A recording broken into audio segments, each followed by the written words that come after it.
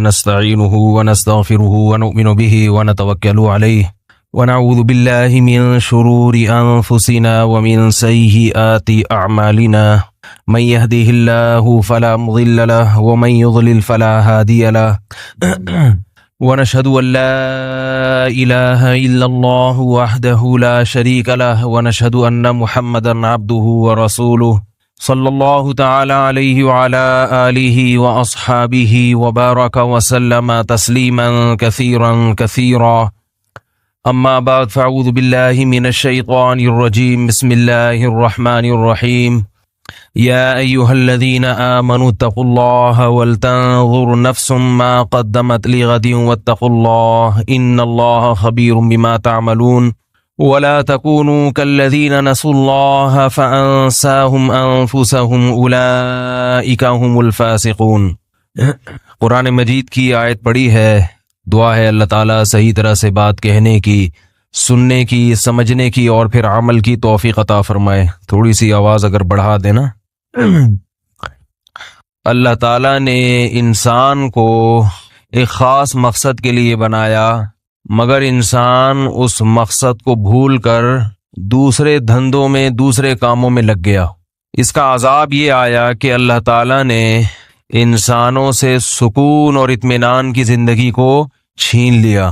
بڑے بڑے ذہین لوگ، بڑے بڑے عقل مند لوگ، بڑی بڑی تحقیقات کرنے والے، بڑی لمبی لمبی تقریریں جھاڑنے والے، ایسے ایسے فلاسفر کہ آپ ان کی باتیں سنیں تو عقل دنگ رہ جاتی ہے، لیکن اگر ان کی سمجھ میں کوئی بات نہیں آتی تو وہ اللہ کا دین، اللہ کے رسول کی باتیں، اللہ کی باتیں، خود اللہ کی ذات، ان چیزوں سے غافل ہے۔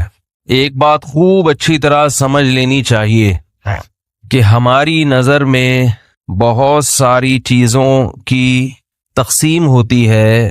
کسی کام کو ہم زیادہ اہم سمجھتے ہیں، کسی کام کو ہم کم درجے کا اہم سمجھتے ہیں۔ اقوام متحدہ کی نظر میں ترجیحات کا معیار الگ ہے۔ ہر ملک کے اپنے قوانین اور قانون سازی کے وقت جو ترجیحات ہوتی ہیں اس کا معیار الگ ہے۔ آپ کے اپنے گھر میں جو قانون نافذ ہے، اللہ کرے کوئی قانون گھر میں بھی نافذ ہو۔ آج کل تو گھروں کا کوئی قانون، کوئی کسی کا ماتحت ہے ہی نہیں گھروں میں۔ اور گھر بھی آج کل نام ہے دیوار، اینٹیں، صوفے، فانوس، گدوں کا۔ اس کو لوگ کیا کہتے ہیں؟ یعنی گزوں کے حساب سے ہوتا ہے، 200 گز، 400 گز، چھوٹے گھر 60 گز، جبکہ میری نظر میں جو گھر کی ڈیفینیشن ہے وہ کچھ اور ہے۔ آپ کی نظر میں جو گھر کی ڈیفینیشن ہے وہ کیا ہے؟ 200 گز کا ہو، اتنے کمرے ہوں، فانوس ہو، صوفہ ہو، پنکھے ہوں، ایئر کنڈیشن ہو، جبکہ میری نظر میں گھر کی ڈیفینیشن یہ، بولو بھائی، نہیں، میری نظر میں گھر اسے کہتے ہیں کہ میاں بیوی ہوں، معتد بھی بچے ہوں۔ معتد بھی کا مطلب قابل ذکر، بولو بھائی، اتنے ہوں کہ پتہ چلے کہ بچے ہیں، گننا پڑے ان کو، افراد ہوں، اور اس گھر میں ایک عدد دادا دادی یا نانا نانی بھی، بولو بھائی، ہوں، ایک آدھ بوڑھا بھی اس میں، دونوں ہوں تو سبحان اللہ، دادا دادی ہوں یا نانا نانی، دونوں، چاروں تو نہیں ہو سکتے نا، کیونکہ دادا دادی کا گھر کچھ اور ہوگا، یا نانا نانی ہوں گے یا دادا دادی ہوں گے۔ تو اس کو کمپلیٹ کیا کہا جاتا ہے؟ گھر۔ اگر دادا دادی میں کسی ایک کا انتقال ہو گیا تو آدھا گھر اجڑ گیا۔ ٹاپک چینج ہو رہا ہے لیکن میں بھی آتا ہوں اصل ٹاپک کی طرف، یہ بات کمپلیٹ کر دوں۔ گھر میں اگر بوڑھا نہیں ہے تو آدھا گھر، بولو بھائی، اجڑ گیا، برکت ختم۔ کوئی تو ہو جس سے انسان دعائیں کروائے، جس کی خدمت کرے۔ اگر آپ کے والدین بوڑھے ہو گئے تو چلو آپ کے بچے ہوں تو وہ والدین ان بچوں کے کیا بن گئے؟ دادا دادی یا نانا نانی۔ تو بوڑھے کا وجود گھر میں، گھر کو گھر قرار دینے کے لیے، بولو بھائی، ضروری ہے، ورنہ تمہارے اور انگریزوں کے گھر میں کوئی فرق، ورنہ گھر میں اور ہوٹل میں کوئی فرق۔ دبئی کبھی کبھار جاتے ہو نا تو ہوٹل کرائے پر لیتے ہو، اس میں بھی بوڑھے نہیں ہوتے، بچے نہیں ہوتے، بیوی کبھی ہوتی ہے، کبھی عورت ہوتی ہے کوئی بیوی کے نام پہ، کوئی گرل فرینڈ ہوتی ہے، عیاشی تو ہو جاتی ہے وہاں پہ۔ ہوٹلوں کو گھر، ارے بھائی بولو یار، کچھ ڈنڈا ہے یار اٹھا کے، مجھے غصہ آتا ہے۔ ہم نے تھوڑی کہا ہے آپ ادھر آؤ ہمارا بیان سننے، بھائی اپنی مرضی سے آئے ہو۔ تو اتنی سست، مجھے سست آدمی بالکل بھی پسند نہیں ہے۔ ویسے سست اگر کوئی ہو نا، کوئی کام نہ ہو تو سست پڑا ہوا ہے وہ برداشت ہو جاتا ہے. حالانکہ یہ بھی غلط ہے, کوئی نہ کوئی ایکٹیویٹی ہونی چاہیے, لیکن چلو کچھ بھی نہیں ہے تو ایسے ہی پڑا ہوا ہے. لیکن جب کوئی کام کر رہا ہو انسان, پھر وہ کام سستی سے سر انجام دینا بہت بری حرکت ہے. اب میں یہاں بیٹھ کے جمائیاں لینا شروع کر دوں یا ایسے ہی پھینکنا شروع کر دوں, کوئی ذہن میں کوئی مضمون نہ ہو, کوئی بات نہ ہو, ایسے ہی بس سستی میں, تو آپ کو اچھا لگے گا؟ تو ایسے ہی سننا بھی ایک کام ہے. جب بات کر رہا ہوں تو آپ کی طرف سے سننے کا باقاعدہ کیا ہو رہا ہے؟ عمل ہو رہا ہے. تو یہ عمل بھی ایک چستی کے ساتھ, حاضر دماغی کے ساتھ ہونا چاہیے. اس میں ایسا نہ لگے کہ آپ کو کسی نے بندوق کی نوک پہ لا کے بٹھا دیا. پرانے زمانے میں ایک کامیڈی شو آیا کرتا تھا 50-50. باتیں کرنا ممبر پہ مناسب تو نہیں ہے لیکن چلتا ہے تھوڑا بہت, ٹھیک ہے. وہ بچپن میں ہمارے گھر میں تو ٹی وی تھا نہیں, ادھر ادھر جا کے دیکھا کرتے تھے 50-50. تو وہ اس میں ایک چیز دکھائی, یہ جو کمنٹری کرنے والے ہوتے ہیں نا, ان کے بارے میں یہ بتانا چاہ رہے تھے کہ یہ بھی بکے ہوئے ہوتے ہیں. ٹھیک ہے, کھیل کے دوران اس پلیئر کو زیادہ ہائی لائٹ کریں گے جس کی طرف سے پیسے ملے ہوئے ہوں یا کوئی دھمکی ہو, واللہ عالم حقیقت ہے یا نہیں ہے, لیکن وہ ایک کامیڈی شو تھا. تو اس میں دکھایا کہ ہاکی کا کھیل ہو رہا ہے اور کھیل میں بار بار وہ کہہ رہے ہیں کہ بہترین کھیل رہے ہیں سلیم اللہ سے کلیم اللہ اور کلیم اللہ, اور حالانکہ وہ جو کلیم اللہ تھا اس کے ہاتھ میں گیند آئی نہیں رہی تھی, اس کی ہاکی پہ گیند ٹچ ہی نہیں ہو رہی تھی, لیکن بار بار وہ کلیم اللہ کلیم اللہ کلیم اللہ.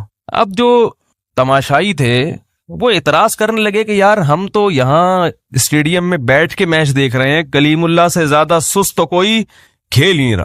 تو لوگوں نے احتجاج کرنا شروع کر دیا, احتجاج, اور وہ پھر بھی کہہ رہے ہیں کہ بھائی کلیم اللہ کلیم اللہ کلیم اللہ, بہترین کھیل رہے ہیں کلیم اللہ. جب لوگوں نے زیادہ شور مچایا تو وہ کہتے کہتے نا رونے لگا. روتے روتے کہہ رہے ہیں کہ بھائی کلیم اللہ سے اچھا کوئی بھی نہیں کھیل رہا. رو رہا ہے یعنی نہ چاہتے ہوئے بھی کہہ رہا ہے. تو پھر دکھایا کہ پیچھے کوئی شخص بندوق لے کے بیٹھا ہوا ہے, اس کے کیمرے کو اس طرف کیا, پیچھے بندوق اس کی کمر پہ رکھی ہوئی ہے, کرسی کے پیچھے ایک بندہ چھپا ہوا ہے. تو وہ یہ تو نہیں کہہ سکتا پیچھے, تو ایسے ہوتا ہے. تو اسی سے بات چل پڑی ہے. تو ایک اور بات اس میں تھی کہ ایک خاتون نادرا کے آفس میں آئیں اور نادرا والوں کی حرکتیں بتائی ہیں کہ یہ اتنے برے نہیں ہوتے, لیکن بتایا ہے کہ ہمارے ملک میں کیا ہوتا ہے. تو نادرا کے پاس آئی اور کہنے لگی کہ آپ نے شناختی کارڈ میں مجھے بیوہ لکھ دیا ہے, حالانکہ میں بیوہ بولو بھائی نہیں ہوں. ثبوت کے طور پر یہ میرے شوہر میرے سامنے موجود ہیں, یہ میرے شوہر ہیں, یہ دیکھو آپ نے بیوہ لکھ دیا. تو اس کی کریکشن کرنی ہے. اب نادرا والوں نے بولا یار اب کاغذات میں کریکشن کرنا اچھا خاصا مشکل کام ہے بھائی, شوہر کو زندہ ہونا ثابت کرو, پھر اس کا لنک کیا ہے, نکاح نامہ, میرج سرٹیفکیٹ, پھر شوہر کا پتہ نہیں اپنا شناختی کارڈ بھی ہے یا نہیں ہے, تو پہلے اس کا بے فارم, پھر بڑے مسائل ہیں. تو اس نے کیا, محترمہ آپ یہ چاہتی ہیں نا کہ آپ یہ کاغذات صحیح ہو جائیں, جو اس میں لکھا ہوا ہے وہ صحیح ہو جائے. اس نے کہا میں یہ چاہتی ہوں. اس نے بندوق نکالی, اس کے شوہر کو اٹھا کر کے گولی مار دی. اس نے کہا جی یہ کیا کیا؟ انہوں نے بولا اب یہ صحیح ہو گیا, آپ بیوہ ہو گئی. آپ کیا ہو گئی؟ بیوہ ہو گئی. تو نادرا والے بعض دفعہ اس طرح بھی کاغذات میں کریکشن.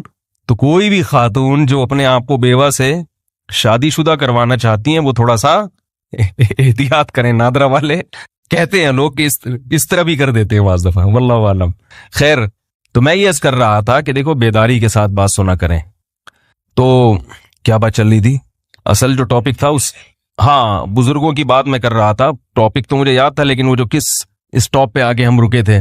تو گھر میں ایک آدھ بوڑھے کا ہونا ضروری ہے, اس کی چخ چخ سنا کرو, اس کی برداشت کیا کرو, اس سے اللہ آپ کے گناہوں کو معاف کرے گا. آدمی کا قانون اور ضابطے میں بھی ترجیحات کیا ہوتی ہیں؟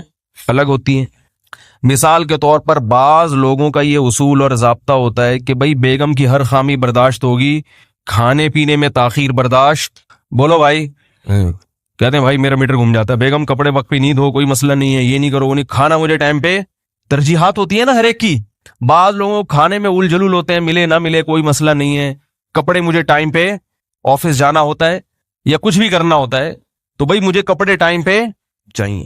بعض لوگوں کی نظر میں ترجیح کیا ہے کہ میری خدمت کرو نہ کرو, میرے والدین کی مجھے خدمت بولو بھائی چاہیے. تو ان کی نظر میں ترجیح کیا ہے؟ بھائی والدین کی خدمت سب سے. لوگ کہتے ہیں نا میری بیگم سے, بیگم تو مجھ سے منہ پھڑ کے جتنی مرضی بات کر لیا کرو, لیکن میرے ابا سے ذرا بولو بھائی تمیز سے. اسی طرح خواتین میں بھی ہے, شوہر سے کہتی ہیں بھائی مجھے خرچہ کم کر دو, لیکن بات جب بھی کرو تو کس سے؟ تمیز سے کرو, وقت زیادہ دو. بعضوں کی نظر میں ہوتا ہے ٹائم نہیں چاہیے, روکڑا چاہیے. سعودیہ چلے جاؤ کمانے کے لیے, 4 سال تک وہیں رہو, 40 سال وہیں گزارو, مگر اللہ کا واسطہ کچھ پیسے. بے یار ہوتا ہے نا ایسے, بھائی ہمیں بندہ نہیں چاہیے, ہمیں کیا چاہیے, پیسے چاہیے. ترجیحات ہوتی ہیں. تو دنیا میں کوئی بھی انسان ایسا نہیں ہے جس کو ساری چیزیں مل جائیں. ہمیشہ ہم زندگی گزارتے ہیں ترجیحات, پرائیورٹیز جسے کہا جاتا ہے انگریزی میں, کہ ترجیحات کی بنیاد پر. دنیا میں اس سے بڑا احمق اور بے وقوف کوئی بھی نہیں ہوگا جو کہتا ہے کہ میری کوئی ترجیح نہیں ہے بیگم, مجھے سب چیزیں چاہیے. میرے ابا سے بھی اچھا سلوک, میری اماں سے بھی اچھا سلوک, مجھ سے بھی اچھا سلوک, کھانا بھی ٹائم پہ, کپڑے بھی استری ٹائم پہ, اخلاق سے بات بھی, زینت بھی, میری مرضی کے بغیر گھر سے باہر بھی نہیں, گھر کے میں کوئی آئے گا بھی نہیں, یہ بھی نہیں ہوگا, وہ بھی نہیں ہوگا, یہ بھی نہیں ہوگا, وہ بھی نہیں ہوگا, اور اتنے بجے تم نے سونا ہے, اتنے بجے تم نے اٹھنا ہے, دوپہر اتنے دیر کیلولا کرنا ہے, اس کے بعد فوراً اٹھ کے چائے بنانی ہے. بیگم کہے بھائی کچھ تھوڑا سا ہلکا کر لو, کہ نہیں مجھے ساری کی ساری چیزیں 100% درست چاہیے. ایک دن بھی گھر چل سکتا ہے, بولو نہیں چلے گا. یا عورت کہے شوہر سے آپ کے اخلاق بھی اچھے ہوں, آپ ڈانٹیں بھی نہیں, سوری بھی آپ ہی کیا کریں, پیسے بھی بھرپور طریقے سے دیا کریں, اپنی پوری تنخواہ مجھے بتائیں بھی, میرے ہاتھ میں پکڑائیں بھی, پھر مجھ سے ہی پیسے لے کے کھایا کریں. ٹھیک ہے, ٹھیک ہے. اور مجھ سے اپنے ابو امی کی خدمت کا بھی نہ کہیں, اور یہ بھی نہ کہیں, وہ بھی نہ کہیں, میں جو چاہے کروں, میں پڑھنا چاہوں, میں جاب کرنا چاہوں, جاب بھی کروں تو تنخواہ بھی آئے, تو تنخواہ کا بھی نہ پوچھیں مجھ سے. ساری چیزیں میں چاہتی ہوں میرے شوہر میں کیا ہوں, پرفیکٹ. چلے گا گھر 2 دن, بولو بھائی, اور آپ کی شکل بھی اچھی ہو, یہ بھی خواہش ہو. اتنے سارے کام کرنے کے بعد آدمی کی شکل اچھی رہے گی, ہے بھائی؟ اتنے سارے کام کرنے کے بعد انسان کی, جی اتنے سارے کام کرنے کے بعد انسان کی شکل اچھی رہے گی, بولو بھائی, نہیں رہے گی. تو نہ اس کی اچھی رہے گی نہ اس کی اچھی رہے گی. تو دنیا میں حکومت کے بھی یہی اصول ہیں, ترجیحات. حکومت بعض دفعہ بڑے بڑے اسمگلروں پہ ہاتھ نہیں ڈالتی کہ ان کو نہیں چھیڑو, چھوٹے موٹے اسمگلر پکڑ لو, چور ڈاکو پکڑ لو, یہ بڑے کو ابھی فی الحال کیا کرو, چھوڑ دو اس کو. بھائی سارے کام نہیں ہو سکتے, ہو گیا نا, ایسا نہ ہو یہی ہم کو کھا جائے, یا اس کو چھوٹ دو مگر اس سے کچھ اپنے کام کروا لو, ہوتا ہے نا ہر ملک میں. تو بات لمبی ہو رہی ہے, میں یہ عرض کر رہا تھا کہ ہر قوم کے, ہر ملک کے, ہر خاندان کے, ہر گھر کے کچھ اصول ہوتے ہیں. کچھ اصولوں پہ لوگ کمپرومائز کرتے ہیں, توڑ دیتے ہیں ان اصولوں کو, ٹھیک ہے نا, کچھ اصولوں سے دستبردار ہو جاتے ہیں, اور اس کے بدلے میں کچھ ایسے اصول ہوتے ہیں جن پر سمجھوتا نہیں کرتے. تو یاد رکھو یہ کائنات بھی ایک ریاست ہے, اور اس کا مالک کون ہے, اللہ. اس کا بھی ایک بہت بڑا اصول ہے, وہ اصول ہے کہ میں ہر چیز پہ سمجھوتا کر لوں گا, لیکن انسان اگر میرا بن کے نہیں چلے گا تو مجھے تمہاری کوئی پرواہ. بولو بھائی, تم سب سے پہلے میرے ہو, باقیوں کے بعد میں. ما یفعل اللہ بکم لولا دعاؤکم, ما یعبأ بکم ربی لولا دعاؤکم. اگر تم اللہ کو نہیں پکارو گے, اپنے آپ کو اللہ کا بندہ نہیں سمجھو گے, اپنے آپ کو اللہ کا غلام نہیں سمجھو گے, ما یعبأ بکم ربی, تو رب کو تمہاری کوئی پرواہ نہیں ہے. چاہے تم ترقی کرتے کرتے چاند اور مریخ کی حدود کو کراس کر لو, چاہے تم انسانیت کی خدمت کے نام پہ روز نت نئی چیزیں ایجاد کر لو, چاہے تم بہت بڑے سائنسدان بن جاؤ, بہت بڑے انجینئر بن جاؤ, بہت بڑا ٹرسٹ بنا کے کروڑوں غریبوں کو فری پھوکٹ میں کھانا کھلانا شروع کر دو, جب تک میری رضا کو سب کی رضا پر مقدم نہیں رکھو گے, میرے غلامی اختیار نہیں کرو گے, تمہاری کوئی نیکی قابل قبول نہیں ہے. یہ بہت بڑا فالٹ ہے انسانوں میں اس زمانے میں, کہ مذہب کو زندگی میں لائے بغیر اچھا انسان بننا چاہتے ہیں. اللہ کا دعویٰ یہ ہے کہ جو میرے دین کو فالو نہیں کرے گا, دنیا کی نظر میں اچھا ہوگا, میری نظر میں وہ اچھا, بولو بھائی, نہیں ہے. اس کائنات میں بعض غیر مسلم ایسے گزرے ہیں جنہوں نے اچھائی کے ریکارڈ توڑ دیے, مگر اللہ نے ان کو بھی معاف, بولو بھائی, نہیں کیا. زمانہ جاہلیت میں ایک شاعر گزرا تھا. عرب کی جو شاعری تھی نا, عرب کی شاعری بڑی کمال کی شاعری ہے, اس سے عرب کے کلچر کا پتہ چلتا ہے. ایک شاعر گزرا ہے زمانہ جاہلیت میں, اس کی شاعری میں انسانوں کی مثبت تعمیر بہت زیادہ ہے, یعنی پازیٹیو شاعری ہوتی ہے نا, کہ لوگوں کو سخاوت پہ لانا, لوگوں کو بہادری پہ اکسانا, رشتہ داری جوڑنے پر اکسانا, مظلوم کی مدد پر اکسانا, اللہ کی تعریف بھی بہت ہے اس کے کلام میں. ایسے اچھے اچھے لوگ بھی دنیا میں گزرے. غیر مسلم شاعر تھا مگر اتنا اچھا کہ ہمارے نبی صلی اللہ علیہ وسلم کو شاعری سے اگرچہ دلچسپی بولو بھائی نہیں تھی، مگر آپ صلی اللہ علیہ وسلم نے اس شاعر کا کلام سننا شروع کیا.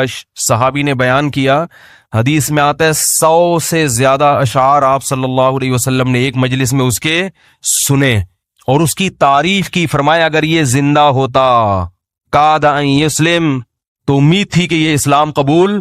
اتنی تعمیری سوچ والا آدمی ہے، اتنی اچھی سوچ والا آدمی ہے. بہت بڑی بدقسمتی کہ اتنی اچھی سوچ والا آدمی اسلام کی نعمت سے محروم ہو گیا. ابو طالب آپ صلی اللہ علیہ وسلم کے چچا.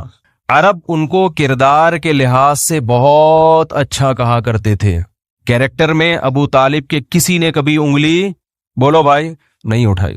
حدیث میں آتا ہے، صحیح حدیث میں، ابو طالب کی طبیعت میں بخل نہیں تھا. غربا اور مساکین کو کثرت سے بولو بھائی کھانا کھلانا، رشتہ داری جوڑنا، لوگوں کا خیال کرنا. جب آپ صلی اللہ علیہ وسلم نے نبوت کا دعویٰ کیا، پوری قوم آپ کے خلاف ہو گئی، ابو طالب نے آپ کا ساتھ بولو بھائی نہیں چھوڑا. آپ جو عرب تھے انہوں نے آپ صلی اللہ علیہ وسلم کا 3 سال تک بائیکاٹ کیا کہ روٹی پانی بند کر دو، معاشی بائیکاٹ کرو ان کا. اس 3 سال جب آپ گھاٹی میں آپ نے وقت گزارا تو اس میں ابو طالب بھی آپ صلی اللہ علیہ وسلم کے ساتھ تھے. مگر ایمان کی توفیق کیوں سب کے ہیں مگر اللہ کے بولو بھائی نہیں ہے. اور اللہ کے کا مطلب صرف اللہ کے. ابو طالب تو اللہ کو مانتے تھے لیکن اللہ چاہتے ہیں کہ مجھے مانو تو صرف اور صرف کس کو مانو بولو بھائی مجھے، میرے ساتھ کسی کو شریک مت کرو. یہ 360 بت بیت اللہ کے اندر رکھے ہوئے ہیں، یہ کیوں رکھے ہوئے ہیں؟ یاد رکھیے ابو طالب یا دیگر مشرکین مکہ وہ یہ نہیں کہتے تھے کہ یہ بت بھی اللہ ہے. خوب اچھی طرح سمجھ لیں، شرک کسے کہتے ہیں؟ شرک اسے نہیں کہتے کہ 2 اللہ کے آپ قائل ہوں. ایسا شرک اس کائنات میں کبھی بھی نہیں ہوا. ہمیشہ ایک ہی خدا کو مانا گیا ہے. ہمیشہ جب بھی قرآن میں آتا ہے وَلَئِن سَأَلْتَهُم مَّنْ خَلَقَ السَّمَاوَاتِ وَالْأَرْضَ لَيَقُولُنَّ اللَّهُ، ان سے جب پوچھا جائے کہ کس نے آسمانوں اور زمین کو بنایا تو مشرکین کہتے ہیں کہ کس نے بنایا؟ اللہ نے بنایا. آج بھی جو مشرک ہے نا ان سے آپ پوچھیں کہ اس کائنات کا بنانے والا کون ہے تو کیا کہیں گے؟ اللہ. ایک خدا ہے، کوئی گاڈ کہے گا اس کو، کوئی بھگوان کہے گا، کوئی اللہ کہے گا، لیکن مانتے کس کو ہیں؟ ہندو بھی کس کو مانتا ہے کہ بنانے والا کون ہے؟ ایک. تو یہ جو شرک ہوا ہے نا، شرک یہ کس نوعیت کا ہوا ہے اس کو سمجھیں. شرک یہ ہوا ہے کہ اللہ نے سب کچھ بنایا، سارے اختیارات کس کے پاس ہیں؟ اللہ کے پاس ہیں، لیکن اللہ نے اپنی عطا سے فلاں کو بھی فلاں اختیار بولو بھائی دے دیا ہے. سارے نہیں، کچھ اختیار اللہ نے اس کو دے دیے ہیں، کچھ اس کو دے دیے ہیں. نہیں یاری بات. یہ والا جو بت ہے اس بت کو بھی نہیں دیے. یہ جو بزرگ کو اللہ تعالیٰ نے مثلاً اولاد دینے کا اختیار دیا ہوا تھا، سمجھ رہے ہو؟ لہذا ان بزرگ کے مرنے کے بعد ان کے نام کی صورت بنا کے جب ان کے سامنے ہم جھکیں گے تو اللہ کی عطا سے یہ بزرگ بھی ہم کو بولو بھائی اولاد دے دیں گے. عین یہی شرک آج محمد صلی اللہ علیہ وسلم کی ذات کے ساتھ ہو رہا ہے. یہی شرک عین حضرت علی رضی اللہ تعالیٰ عنہ کو مشکل کشا کہنے والے کر رہے ہیں. کہتے ہیں حضرت علی خود سے آپ کی مشکلات آسان نہیں کرتے، اللہ کی عطا سے آپ کی مشکلات بولتے کیوں نہیں؟ یہ جو نوح علیہ السلام کے دور میں 5 بڑے بڑے بت تھے، ود، سوا، یغوث، یعوق، نصر، یہ اصل میں 5 بڑے بڑے بزرگان دین تھے، اللہ والے لوگ تھے. جب ان کی موت واقع ہوئی ہے تو لوگوں نے کہا یہ بڑے اللہ والے بزرگ ہیں، ان کے نام کی مورتی بنا کر ہم ان سے دعا مانگیں گے ان سے دے گا کون؟ اللہ. نہیں یاری بات. اور بعض یہ کہتے تھے مانگیں گے ان سے دیں گے یہ مگر اللہ کی عطا سے، کیونکہ اللہ نے ان کو اختیارات دیے ہوئے. ان دونوں قسموں کو شریعت نے کیا قرار دیا؟ شرک. کہ اللہ نے کسی کو کسی قسم کا اختیار، سارے اختیارات اللہ نے کس کے پاس رکھے ہیں؟ اپنے پاس، کسی کو نہیں دی اللہ نے. یہ والا شرک ہے جس کی نفی کے لیے قرآن نازل ہوا ہے. آج جب کسی سے بات کی جائے نا مشرک سے، تم رسول سے کیوں مانگتے ہو، فلاں سے کیوں مانگتے ہو، کہتے ہیں ہمیں پتہ ہے کہ یہ خود سے نہیں دے سکتے، لیکن اللہ نے ان کو اختیار دیے ہیں. اللہ نے اپنے حبیب کو جب اختیارات دے دیے تو ہم اگر اللہ کے حبیب سے مانگ لیں تو تمہیں کیوں تکلیف ہو رہی ہے بھائی؟ کیا ہو گیا بھائی؟ تو بھائی یہی تو وہ شرک تھا جو کون کیا کرتا تھا؟ مشرکین مکہ کرتے تھے. وہ اللہ کے رسول سے نہیں مانگتے تھے، وہ بتوں سے مانگتے تھے. تو اللہ نے یہ نہیں کہا کہ بت کے پاس، اللہ نے کہا میرے سوا کسی کے پاس اختیارات نہیں ہیں. اب یہاں لوگ سوال پوچھتے ہیں کہ واہ بھائی واہ، پولیس کے پاس تو اختیارات ہیں آپ کی مدد کرنے کے، ہے بھائی، ڈاکٹر کے پاس اختیارات ہیں آپ کو اولاد دینے کے، بے اولاد لوگ ڈاکٹر کے پاس جاتے ہیں نا، کیا خیال ہے؟ تو کیا اللہ کے نبی کے پاس نہیں ہو سکتے؟ ہے بھائی. یہ موضوع میرا ابھی توحید مقصد نہیں ہے، جلدی سے اس کو سمیٹ کے میں اسٹیشن درمیان میں آتے رہتے ہیں، اصل میں ادھورا چھوڑ دو نا، پھر مجھے پتا ہے فیس بک پہ گالیاں آنا شروع ہو جاتی ہیں، برا بلا ابے اس کو، جب پولیس کے پاس اختیارات ہے تو نبی کے پاس کیوں نہیں ہے؟ یہ اس طرح کے آ جائیں گے. اصل تو میں آ رہا ہوں اب. تو بعض دفعہ ایسا ہوتا ہے نا کہ کہیں سے جا رہے ہیں تو راستے میں اسٹیشن اتنا اچھا لگا کہ چلو یہیں اتر جاؤ یار، کیا خیال ہے؟ ایسا بھی ہوتا ہے نا. تو یاد رکھو پولیس جو مدد کرتی ہے وہ اسباب کے تحت کرتی ہے. اسباب کے تحت تو سب کے پاس سب کچھ، ہر قسم کے اختیارات ہیں، اور وہ صرف نبی کے پاس نہیں ہیں. اسباب والے آپ خود مانتے ہیں کہ وہ کس کے پاس ہیں؟ پولیس کے پاس بھی ہیں. تو پھر پولیس سے معاذ اللہ، پھر پولیس کو، پھر تو پولیس کا مقام بھی بہت اونچا ہو گیا نا. آپ مانتے ہیں کہ پولیس کے پاس جس قسم کے اختیارات ہیں، ہم ان اختیارات کی بحث نہیں کر رہے. ایک ہوتا ہے لاجیکلی کوئی کام کرنا، میں آپ سے پانی مانگتا ہوں تو آپ جائیں گے نلکا کھولیں گے، یہ پوری ایک سائنٹیفک لاجک ہے نا، پانی اوپر سے نیچے آئے گا. اور ایک میں آپ سے پانی مانگتا ہوں، آپ چھو منتر کر کے بولتے ہیں بس جب چاہو آپ بارش برسات سکتے ہو، جب چاہو آپ پانی سامنے لا سکتے ہو. ایسا تو نہیں ہوتا، یہ شرک ہے. ڈاکٹر سے جب آپ اولاد مانگتے ہیں تو اولاد نہیں مانگتے، اولاد کی دوا مانگتے ہیں کہ میرے اندر کوئی خرابی ہے، کوئی میڈیکلی کوئی پرابلم ہے، تو کوئی ایسا دوا بتاؤ کہ وہ میڈیکلی پرابلم کیا ہو جائے، حل ہو جائے. جبکہ اللہ سے مانگتے ہیں تو اللہ کو ہم چھوڑ دیتے ہیں کہ اللہ تو جس طرح بھی دینا چاہے، چاہے وہ میڈیکلی پرابلم صحیح ہو یا نہ ہو. زکریا علیہ السلام نے اللہ سے بڑھاپے میں دعا مانگی تھی، میڈیکلی بڑھاپے میں دعا اولاد ممکن نہیں ہے، لیکن کہا تھا مجھے ایسے ہی چاہیے. اللہ نے کہا چلو بوڑھے ہو کے ہی دے دوں گا میں تمہیں. اس قسم کے اختیارات صرف کس کے پاس ہیں؟ اس میں اللہ نے کسی پیغمبر کو، کسی فرشتے کو، کسی مقرب ولی کو بھی اپنے ساتھ شریک، بولو بھائی، نہیں کیا ہے. اور اگر آپ نے یاد رکھو، خوب اچھی طرح سمجھ لیں، اللہ شرک کے معاملے میں بہت حساس ہے، کیونکہ یہ غیرت کا معاملہ ہے. مانگنا صرف کس سے ہے؟ اللہ سے. اگر آپ نے اللہ کے سوا کسی اور سے مانگنا شروع کر دیا اور وہ اسباب سے ہٹ کے مانگنا ہو تو پھر میرے بھائی بخشش کا امکان ختم. اللہ کا واسطہ دے کے کہتا ہوں کہ مزاروں پہ جانا، بولو بھائی، بند کر دو. کچھ بھی نہیں رکھا مزاروں پہ، کچھ بھی نہیں ہے. میں جب سفر پہ جاتا ہوں نا تو پھر ایک ٹیلی فون کے ذریعے، اور ٹیلی فون سے بھی زیادہ سفر میں لوگوں کا پتہ چلتا ہے. ایک مرتبہ میں پنجاب سے آ رہا تھا بائی ٹرین، تو اسٹیشن پہ ہم بیٹھ گئے ٹرین کے انتظار میں، تو ایک پڑھا لکھا لڑکا میرے ساتھ آگے بیٹھ گیا، لگ رہا تھا شکل سے لباس سے پڑھا لکھا ہے. گپ شپ شروع ہو گئی. میں نے کہا کدھر کی روانگی؟ کہہ رہے کراچی جا رہا ہوں. میں نے کہا کہاں؟ کہہ رہے وہ عبداللہ شاہ غازی کے مزار پہ. میں نے کہا شکل سے تو پڑھے لکھے لگ رہے ہو یار. تو کہہ رہے کیا ہوا؟ مزار پہ جا کے میں اللہ سے مانگوں گا؟ عبداللہ شاہ غازی تھوڑی مانگوں گا. تو میں نے کہا اللہ سے مانگنے کے لیے اللہ نے مسجدیں بنائی ہیں، مزار بولتے کیوں نہیں؟ اللہ سے مانگنے کے لیے کیا ہے؟ مسجدیں ہیں، مزار تھوڑی ہیں. بہت سمجھایا، مگر جیسے روحانی علاج والوں کی عقیدت ایک دفعہ جب دل میں بیٹھ جائے نا، دلائل کے انبار لگا دو مگر بات سمجھ میں، یہ اندر کوئی فالٹ ہوتا ہے. استخارے کا ایک دفعہ تصور دماغ میں بیٹھ گیا نا، پھر بھی استخارہ کرے گا جو اپنے طریقے سے. ایک تو سنت استخارہ ہے نا جو میں بولتا رہتا ہوں، ایک غلط استخارہ ہے جس میں کچھ نکلتا ہے. کتنا چیخ چیخ کے تھک گئے کہ بھائی یہ استخارے نہیں ہے اسلام میں. کل ایک خاتون آئی بڑی عمر کی کہ میری بیٹی کی شادی تھی تو وہ لڑکے کا رشتہ آیا، میں نے استخارہ نکالا، اس میں کالا آیا ہے. مجھے بہت افسوس ہوا. میں نے کہا میرے بیان بھی سنتی ہیں اور کہہ کہہ کے تھک گیا، مگر یہ جو بیماری ہے نا، یہ جو بیماری ہے نا، ایک دفعہ استخارے کی، روحانی علاج کی، جن چڑیل بھوت کی، جادو ٹونے کا وہم، یہ نکلتی نہیں ہے.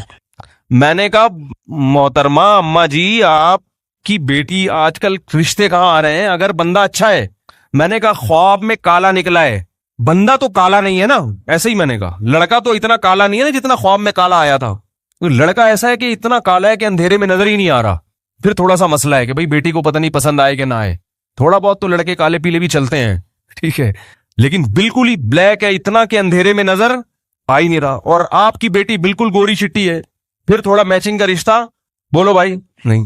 لیکن محض بھائی کوئی کالا پیلا بیٹھو, میں یہ میری عادت ہے ایسا ہے, تو یہ تو اس کو کوئی وہ نہ کریں آپ لوگ, دل پہ نہ لے کے جائیں.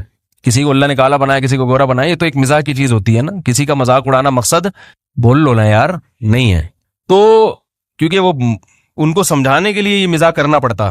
میں نے کہا استخارے میں کالے نکلنے سے کچھ بھی نہیں ہوتا. لڑکا اچھا ہے تو بیٹی کی شادی وہاں آنکھ بند کر کے کر دیں, اچھا نہیں ہے تو استخارے سفید بھی نکلتے رہے, سفید کبوتر نکلے استخارے میں, آپ نے بیٹی کی شادی وہاں نہیں کرنی. اور اللہ کا واسطہ میری جان چھوڑیں, کیونکہ مجھے پتا تھا کہ یہ استخارے کی ڈسی ہوئی ہیں, یہ پھر کھڑی ہو جائیں گی. نہیں جی آپ نکال کے بتائیں. لوگ آ جاتے ہیں پرچہ لے کے میرے پاس, کئی دفعہ ایسے ہوئے ہیں. فون آیا, اٹھائے, جی فلاں بات کر رہا ہوں, جی فرمائیے. میرا نام جی عبد الشکور ہے. تو کیا کروں بھائی؟ میری والدہ کا نام بی بی گل چمن.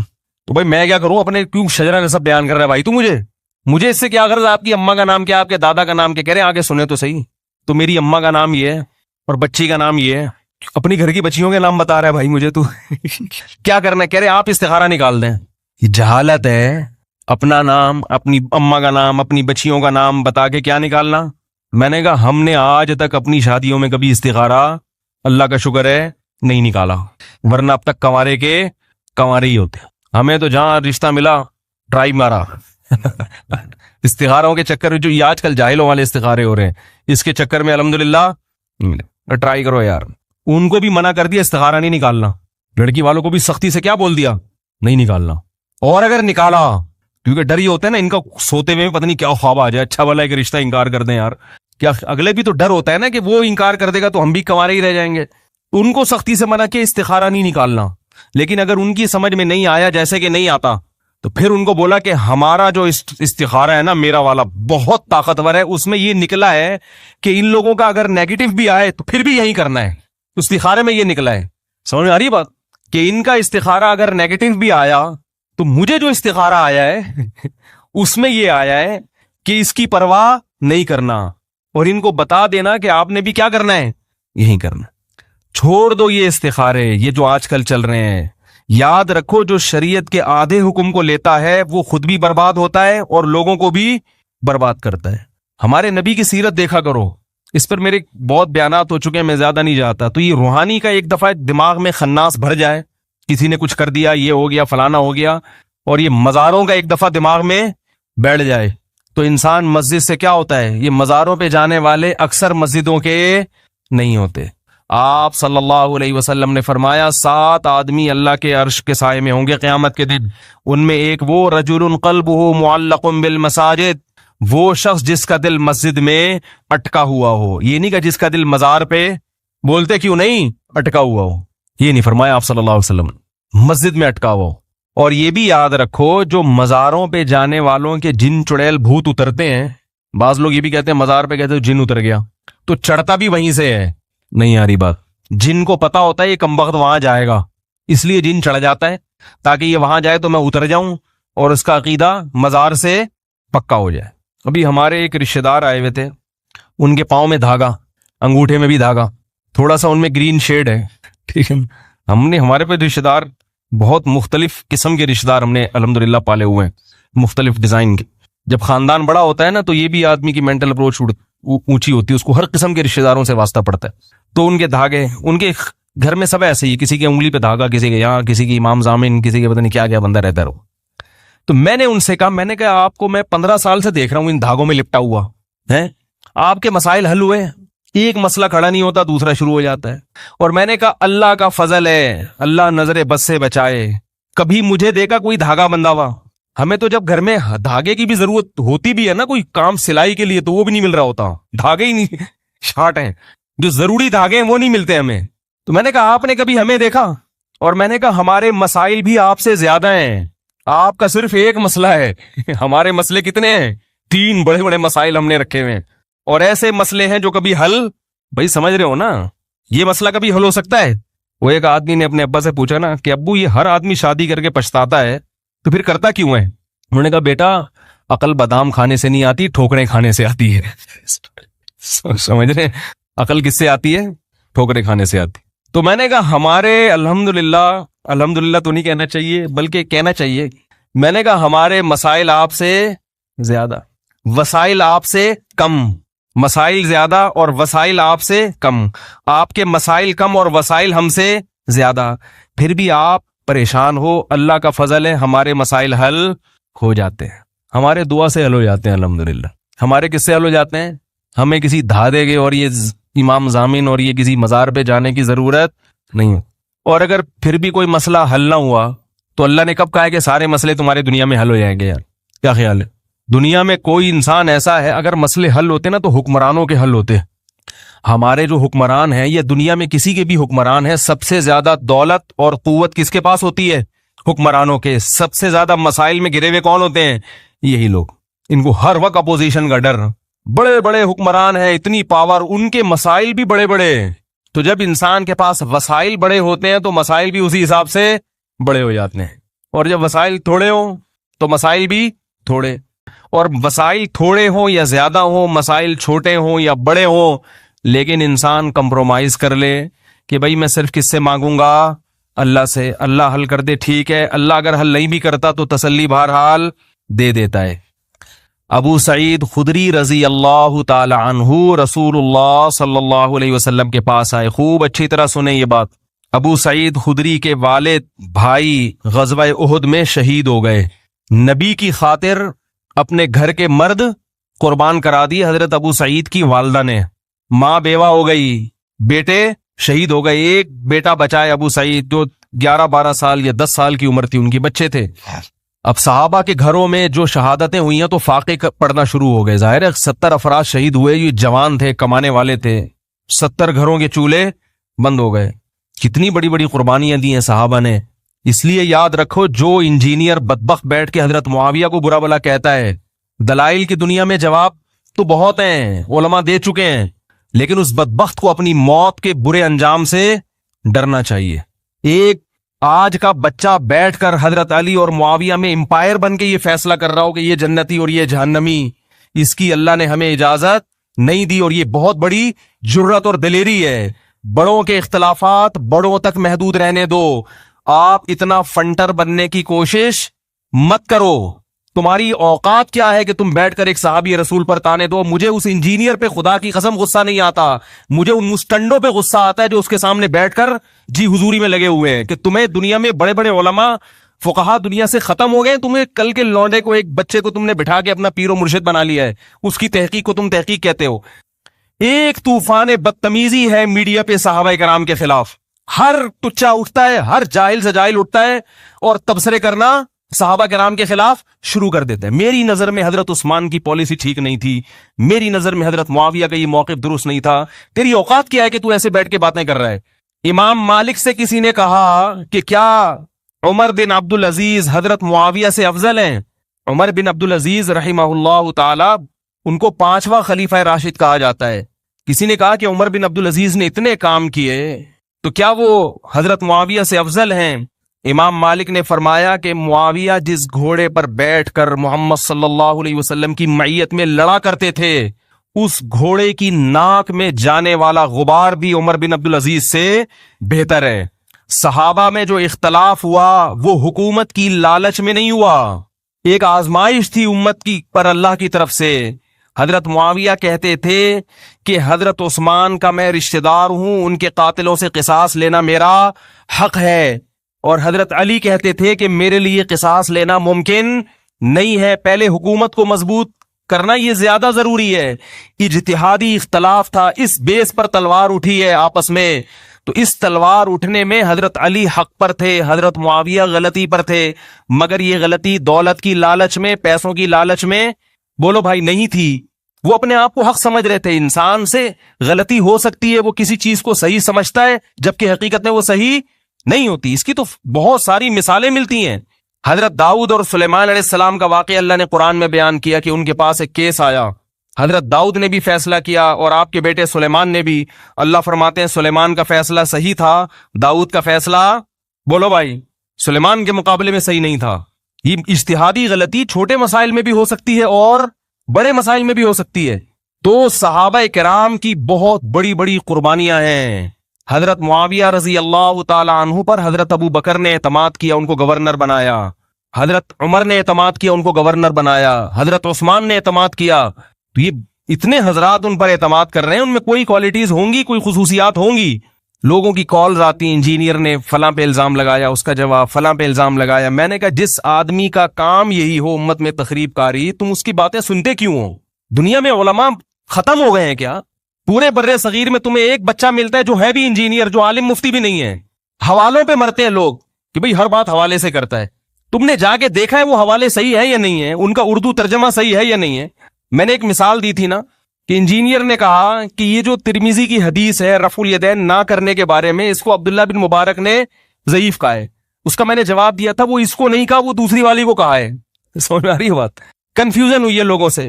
تو لوگ بڑے حیران ہوئے, کہنے یہ اب ہم اتنی باریکی میں کیسے جائیں؟ تو میں نے کہا آپ کو سننے کی ضرورت کیا ہے, اتنی گہرائی میں آپ کو گھسنے کی ضرورت کیا ہے؟ کہتے ہیں نہیں جی اندھی تقلید نہیں کرنی. تو اب کیا کر رہے ہو؟ اب بھی تو اندھی تقلید ہی کر رہے ہو. کون سا ہر مسئلے پر آپ نے پوری تحقیقات کی ہوئی ہیں؟ ایک طرف کے دلائل سنتے ہیں اور اپنے آپ کو محقق قرار. بولو بھائی, کل ایک صاحب کا فون آیا. میں بعض دفعہ فارم میں ہوتا ہوں تو پھر میں فون پہ سنا بھی دیتا ہوں. سنانی نہیں چاہیے, انسان کے اخلاق اچھے ہونے چاہیے, لیکن فارم میں آئے ہوئے تھے ہم. پھر بعد میں سوری بھی کر لی ہم نے. وہ کہنے لگے جناب ڈاکٹر ذاکر نائک صاحب نے ابھی پھر یہ مسئلہ بیان کیا اسٹیج پر کہ 3 طلاقیں ایک ہوتی ہیں.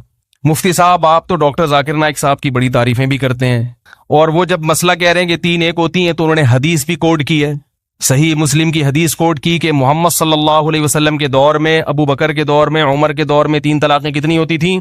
ایک ہوتی تھیں. حضرت عمر نے سیاستاً کتنی کر دی؟ 3 کر دی. تو مفتی صاحب اب آپ جواب دینا اس کا. مفتی صاحب کے پاس کرنے دھرنے کا اور کوئی کام ہے ہی نہیں. تھوڑی دیر میں رفع الیدین والے کا فون آ جائے گا, میں ساری پرچیاں لے کے ہر وقت اپنے پاس بیٹھا کروں. رفع الیدین کی حدیث, یہ رفع الیدین پر تو 325 حدیثیں کہا جاتا ہے نا, ان کو یہ بھی نہیں پتا چلتا کہ یہ کون سا والا رفع الیدین ہے. بعض حدیثیں ایسی جس میں تکبیر تحریمہ کا رفع الیدین ہے, اس کو بھی اسی میں ڈالا ہوا ہے. سمجھ میں آ رہی ہے بات؟ اتنی بھی سینس نہیں ہے عوام میں.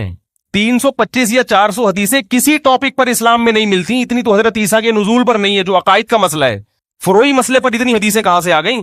سینس لیس لوگ ہیں, مگر ہر آدمی فنٹر بننے کی کوشش میں, کوئی اپنے آپ کو کم علم ماننے کے لیے تیار.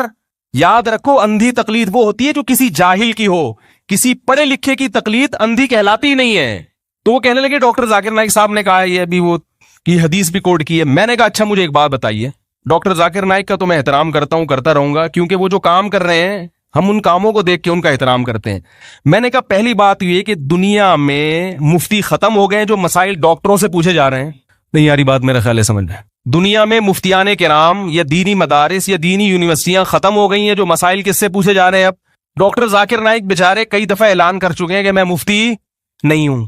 دوسری بات یہ کہ جناب ڈاکٹر ذاکر نائک صاحب نے جب لاکھوں کے مجمع کے سامنے یہ بات کہی کہ نبی کے دور میں 3 ایک تھیں, ابو بکر کے دور میں 3 ایک تھیں, حضرت عمر نے 3 کو 3 کر دیا, تو کسی کے دل میں خیال نہیں آیا کہ وہ ان سے پوچھے کہ حضرت اسلام میں اتنی بڑی تحریف حضرت عمر نے کر دی تو کسی صحابی نے اس کے خلاف آواز کیوں نہیں اٹھائی؟ کوئی غیر مسلم آج اسلام قبول کرتا ہے, سنیں میری بات, اور آپ اسے یہ حدیث اس طرح سے بتائیں کہ نبی کے دور میں 3 کتنی ہوتی تھیں؟ 1. ابو بکر کے دور میں بھی 3 ایک, حضرت عمر کے ابتدائی دور میں بھی حضرت عمر نے کیا کیا 3 کو. میں نے کہ اس کا مطلب یہ ہوا کہ نبی کے دور میں اکٹھی 3 طلاقیں 2 تو بیوی حلال رہتی تھی, ابو بکر کے دور میں بھی حلال تھی, حضرت عمر نے اس حلال بیوی کو کیا کر دیا؟